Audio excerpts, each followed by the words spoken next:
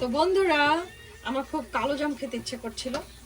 এই যে মোটামুটি 2 ধরনের শেপ বানাইছি, কারণ আমার মনমাটা একটু লালমোহন শেপটা পছন্দ করে, রাউন্ড, এই জন্য। আর আমি শেপটা পছন্দ করি এরকম।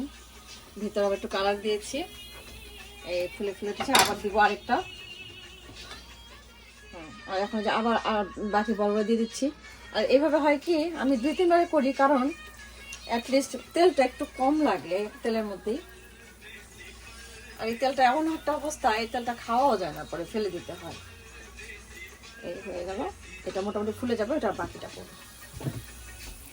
তো আমি তো একদম ভুলে গেছিলাম, আমি যে চিনি শিরার মধ্যে এগুলো দিয়েছিলাম, একদম ফুলে গেছে, এক একটা সুন্দর বড় বড় হয়ে গেছে মোটামুটি। একদম জাল দিলাম কিছুক্ষণ, একদম চিনিটা যখন এসে গেছিল, মোটামুটি 1.5 কাপের মতো চিনি দিছি। 2 কাপ দেওয়া যায়, কিন্তু আমি একটু সুগার, চিনিটা একটু কম খেতে চাচ্ছিলাম, সবাইকে দিতে চাচ্ছিলাম, বাচ্চারা খাবে। তো এই যে মিষ্টিটা আমার হয়ে গেছে মোটামুটি।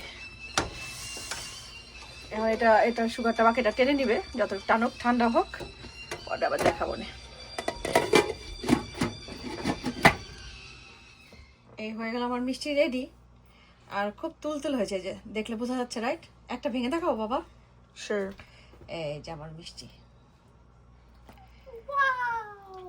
Absolute cinema. Oh my god. But that's এটাকে so এখন একটু good. ঠান্ডা করতে দিতে হবে, এটা একটু জুসি হবে, আমরা একটু ফ্রিজে রেখে দেবো, তারপরে Okay. খাবো। হয়ে গেল এটাই।